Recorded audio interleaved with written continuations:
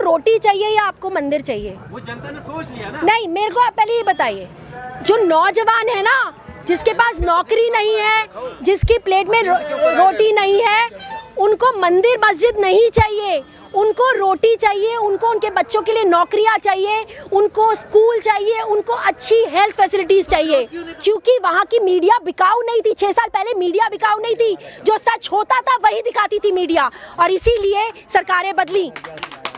अब सरकारें क्यों नहीं बदलती, आप मुझे बताइए? अब सरकारें इसलिए नहीं बदलती क्योंकि मीडिया वो दिखाती है जो मोदी जी दिखाना चाहते हैं। मेजॉरिटी ऑफ लोग हैं, उनको जब धर्म की गुट्टी पिलाई जाती है ना, वो भूल जाते हैं कि मेरे बेटे के पेट में अभी तक रोटी नहीं गई है, मेरे बेटे को एजुकेशन नहीं मिली, मेरे बच्चे के पास नौकरी नहीं है। उनको सिर्फ नजर आता है कि वो मोदी जी प्यारी प्यारी बातें करके चले जाते हैं, ताली थाली बजा लो, दिए जला लो, थाली बजा लो। आज इतने सारे लोग मर चुके हैं कोविड की वजह से। क्या ताली थाली बजाने से कोविड कम हुआ? क्या दिए जलाने से कोविड कम हुआ? वो आपको आके पागल बना के जाता है, टीवी में आप पागल बन जाते हो। कोविड आता है, डीकरा फोड़ दिया जाता है मुसलमानों पर।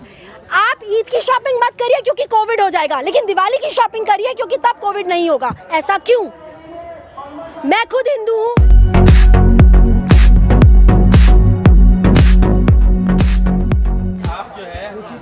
उतर जाते हैं, हर चीज का विरोध, कोई कानून आएगा उसका विरोध, मीडिया का विरोध, यही चीज। अब आपने जो है उद्योगपतियों का विरोध करना शुरू कर दिया। इसीलिए बाबा रामदेव कह रहे थे कल कि कोई ऐसा व्यक्ति का बताइए, उसका नाम लीजिए जो देश का प्रतिनिधित्व कर सके। सर, आपसे मैं एक बात पूछना चाहती हूँ। 6 साल पहले जब कांग्रेस पावर में थी, 6 साल पहले इतने विरोध क्यों नहीं होते थे? 6 साल पहले इतने सारे प्रोटेस्ट क्यों नहीं होते थे? 6 साल पहले हर नीतियों के लिए लोग सड़कों पे क्यों नहीं उतरते थे? इसीलिए तो वो कहते हैं क्योंकि लोकतंत्र जिंदा है, प्रोटेस्ट हो रहे हैं। नहीं, वो इसलिए नहीं उतरते थे क्योंकि वहाँ जरूरत नहीं थी, क्योंकि वहाँ की मीडिया बिकाऊ नहीं थी। 6 साल पहले मीडिया बिकाऊ नहीं थी, जो सच होता था वही दिखाती थी मीडिया, और इसीलिए सरकारें बदली। अब सरकारें क्यों नहीं बदलती, आप मुझे बताइए? अब सरकारें इसलिए नहीं बदलती क्योंकि मीडिया वो दिखाती है जो मोदी जी दिखाना चाहते हैं। तो जनता भी तो ऐसे देखना चाहती है ना। अगर जनता देखना छोड़ दे, मीडिया नहीं दिखाएगी। यही दुर्भाग्य है इस कंट्री का कि हमारे देश में हम लोग, शायद मैं अपने बारे में नहीं कहती, लेकिन जो मेजॉरिटी ऑफ लोग हैं, उनको जब धर्म की गुट्टी पिलाई जाती है ना, वो भूल जाते हैं कि मेरे बेटे के पेट में अभी तक रोटी नहीं गई है, मेरे बेटे को एजुकेशन नहीं मिली, मेरे बच्चे के पास नौकरी नहीं है। उनको वो धर्म में ही इतने मग्न हो जाते हैं। यही तो जानती है कि 1 महीने बाद सब भूल जाएंगे। कितना ही आंदोलन कर लो, 1 महीने बाद सब भूल जाएंगे। देखिए, सरकार को पता फीडबैक क्या है। देखिए, सरकार ने अभी तक जिनसे पंगे लिए उनसे पंगे लिए। इस बार पंगा उन्होंने अन्नदाता से लिया है। अगर अन्नदाता नहीं रहा, अगर अन्नदाता की नहीं सुनी, तो ये देश भी नहीं रहेगा। ये देश जो चल रहा है ना, वो अन्नदाता की वजह से चल रहा है, इन किसानों की वजह से चल रहा है। कैसे ये अन्नदाता उनके साथ है? जो सड़कों पे बैठे हैं ये सब उनके साथ हैं। हाँ, हम भी ये अन्नदाता उनके साथ होंगे जब वो ये काला कानून वापस लेंगे। ये अन्नदाता उनके साथ होंगे जब वो इनके बारे में सोचेंगे, इनके लिए सोचेंगे। एक बात भी, अगर मान ले जाए सरकार ने कानून वापस ले लिया, कल को दूसरा पक्ष खड़ा हो जाएगा कि हमारा भी कानून वापस करो, ये तो सरकार के लिए तो बहुत मुश्किल खड़ी हो जाएगी। देखिए, एनआरसी का विरोध कर रहे हैं, तो जो गलत है उसका विरोध हो रहा है ना, सही चीज के लिए तो विरोध नहीं हो रहा। फिर ट्रिपल तलाक का भी विरोध हुआ, तो वो जितना उन्होंने काम किया वो सब वापस। आरटीआई में संशोधन किया, उसका भी विरोध तो क्यों नहीं होना चाहिए? तो आप मुझे एक बात बताइए, क्यों ना हो राइट टू इन्फॉर्मेशन? आप कांग्रेस को गलत कहते रहते हैं, कौन लेकर आया था राइट टू इन्फॉर्मेशन? कांग्रेस लेकर आई थी ना, तो क्यों ना हो हमें राइट टू इन्फॉर्मेशन? आप मुझे बताइए, वो था इसीलिए। समय के साथ तो बदलाव करना पड़ता है ना। तो आप गलत बदलाव नहीं करेंगे, आप गलत बदलाव क्यों करेंगे? राइट टू इन्फॉर्मेशन एक्ट के जरिए हमें पता होता था कि हमारा पैसा कहाँ जा रहा है, हमारा टैक्स कहाँ जा रहा है। आज पीएम केयर फंड, आप लोगों से आपने पैसा लिया और आप खा गए, और हमको मालूम नहीं है, और आप बोलते हैं कि हम आपको बताएंगे भी नहीं। क्यों नहीं बताएंगे आप? क्यों आपने एक पीएम केयर फंड बनाया? क्यों नॉर्मली प्राइम मिनिस्टर फंड में क्यों नहीं पैसा मांगा आपने? आप हर चीज में नया नया स्ट्रैटेजी बनाते हैं, और लोग इतने अंधे हैं इस देश में। मैं कहूँगी कि लोग शायद इतने डम्ब हैं कि उनको समझ नहीं आता। उनको सिर्फ नजर आता है कि वो मोदी जी प्यारी प्यारी बातें करके चले जाते हैं, ताली थाली बजा लो, दिए जला लो, थाली बजा लो। आज इतने सारे लोग मर चुके हैं कोविड की वजह से। क्या ताली थाली बजाने से कोविड कम हुआ? क्या दिए जलाने से कोविड कम हुआ? वो आपको आके पागल बना के जाते हैं, टीवी में आप पागल बन जाते हो, और फिर आप उनको वोट दे देते हो। आपको समझ में नहीं आता कि अगर आज इस देश में कोविड नहीं आता अगर आपने ट्रंप की विजिट नहीं कराई होती। इस देश में कोविड नहीं आता अगर आप टाइमली सारी की सारी फ्लाइट्स बंद नहीं करते। लेकिन क्योंकि आपको मध्य प्रदेश में एमएलएस खरीदने थे, इसलिए आपने ऐसा किया, इसलिए आपने कोविड आने दिया। पार्लियामेंट का क्यों करते हैं आप बंद? क्योंकि वहाँ किसानों के हित की बात हो रही है। तब आपको कोविड आ गया कि कोविड है इसलिए हम बंद कर रहे हैं। 26 जनवरी की परेड कानूनों पे 20 साल से चर्चाएं हो रही है ना, हर कोई अपनी रिपोर्ट दे रहा है ना।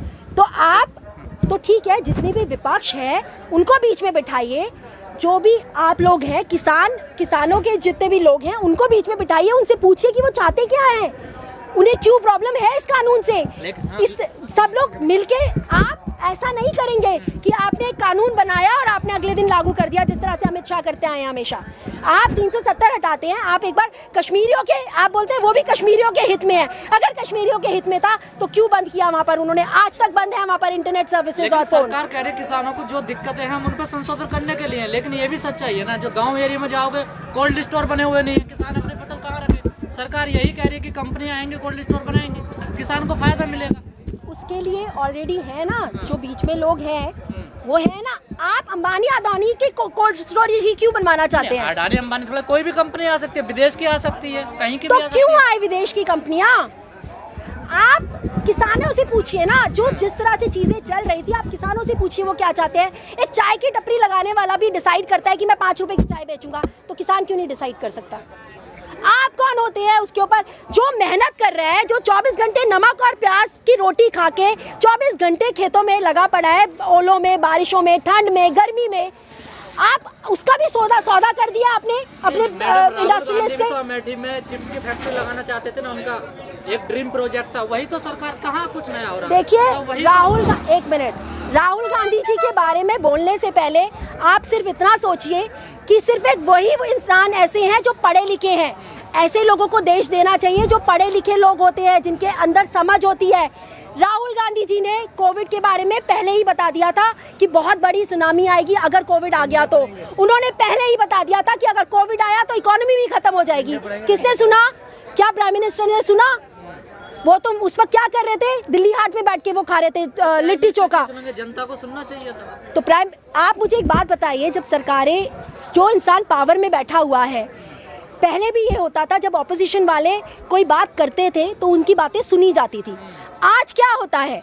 आज प्राइम मिनिस्टर साहब जब कोविड से लोगों की मौतें हो रही होती हैं, वो मोर के साथ बैठ के फोटो शूट करा रहे होते हैं, क्योंकि उनके लिए वो ज़्यादा इम्पोर्टेंट है, उनके लिए देश इम्पोर्टेंट नहीं है। जब सेलिब्रिटीज की शादी होती है तो उनके लिए वहां जाना इम्पोर्टेंट होता है। क्या आरोप तो आप पे लगते हैं? अगर यहाँ किसान आंदोलन चल रहा तो राहुल गांधी जी को विदेश जाने की हाँ, तो राहुल गांधी जी कौन है? राहुल गांधी जी ऑपोजिशन है। सवाल आप ऑपोजिशन से करेंगे या पावर में बैठे हुए लोगों से करेंगे? ऑपोजिशन को होना चाहिए ना। तो ऑपोजिशन कर रहा है ना, क्या नहीं कर रहा ऑपोजिशन? एक सेकेंड, विपक्ष कमजोर नहीं है, मीडिया आपको दिखा रही है कि विपक्ष कमजोर है। आप समझिए इस बात को। अगर आज मीडिया सही होती तो मीडिया ये बताती लोगों को कि विपक्ष क्या क्या कर रहा है और क्या क्या नहीं कर रहा।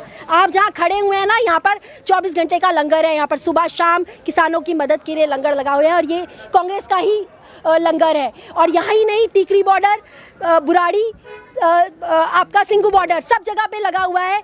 और हम ये नहीं कहते कि हम किसी के ऊपर एहसान कर रहे हैं, हम ये कहना चाहते हैं आपको कि ये किसान हमारे हैं। अगर आज हम किसानों को अपना समझेंगे तो ही वो हमें अपना समझेंगे।